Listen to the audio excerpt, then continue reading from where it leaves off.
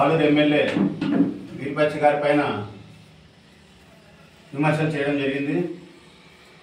మళ్ళా ఈ రోజున ప్రజల ఓట్లతో ప్రజల కోసం అనునిత్యం చేస్తున్నటువంటి ఎమ్మెల్యే గారి పైన విమర్శలు మానుకోవాలనేసి చెప్పని ఈ పత్రికా సముఖంగా తెలియజేస్తా ఉన్నాం. మళ్ళీ గల్లీ లీడర్గా గల్లీలో తిరుగుతూ ఉన్నాడనేసి చెప్పని అంటా ఉన్నారు కదా.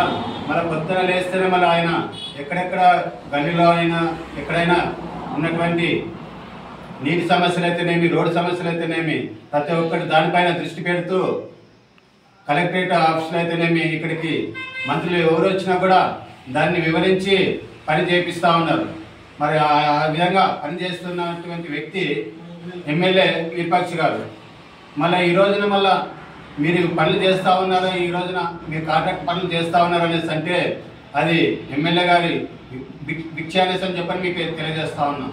కాబట్టి ఇంకా ముందుకి ఇలాంటి విమర్శలు చేయొద్దనేసి అని చెప్పని వారికి మేము తెలియజేస్తా ఉన్నాం.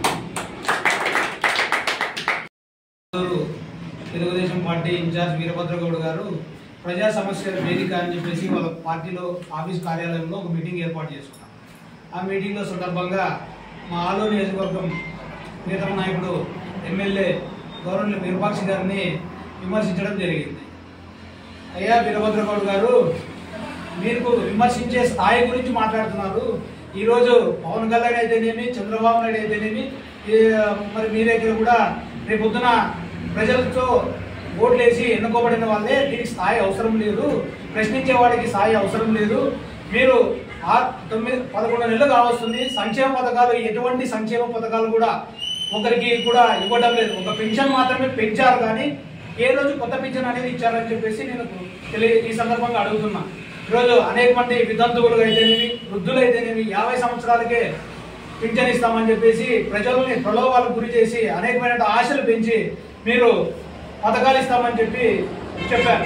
ఈరోజు ఒక పెన్షన్ మాత్రమే కేవలం ఒక 2,000 రూపాయలు పెంచి తర్వాత ఏ ఒక్కరిని కొత్త పెన్షన్ ఇవ్వకుండా, అమ్మఒడి ఇవ్వకుండా, ఇదేదో తూతూ మంత్రంగా మేము జూలై మాసం వస్తేనే మేము స్కూల్ స్టార్ట్ అయ్యేసరికి పిల్లలకు అమ్మఒడి చేస్తాం, ఇవన్నీ హామీలు ఇవ్వడం కాదు, మీరు నెరవేర్చేది. ఆనాటి గత ప్రభుత్వం పాండమిక్ సిచ్యువేషన్, కరోనా లాంటి పాండమిక్ సిచ్యువేషన్ లోనే ఎక్కడ కూడా ఇచ్చిన నవరత్నాల హామీని ప్రతి ఒక్కటి తూచా తప్పకుండా అప్లై చేసినటువంటి ఘనత వైఎస్ఆర్ కాంగ్రెస్ ప్రభుత్వం ఉంది.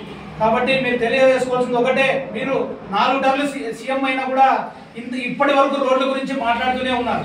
కానీ మా జగన్మోహన్ రెడ్డి వచ్చిన వెంటనే అనేకమైనటువంటి రోడ్లు మరియు గ్రామాన గ్రామ సచివాలయాలు, ఆర్బీకే సెంటర్లు, హెల్త్ సెంటర్లు ఇలాంటివన్నీ అనేకమైన కార్యక్రమాలు చేశాడు.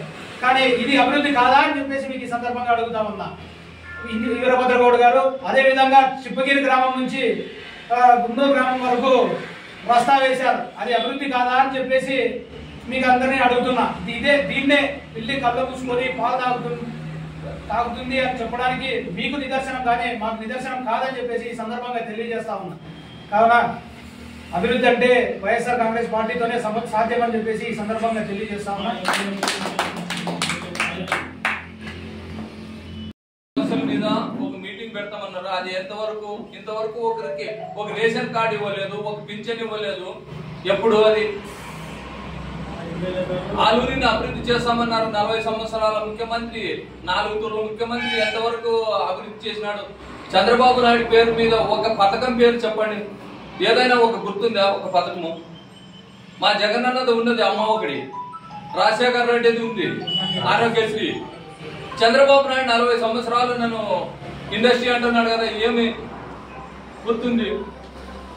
ఏం చేయలేదు ఇంతవరకు చంద్రబాబు నాయుడు. 1 సంవత్సరం అయినా కానీ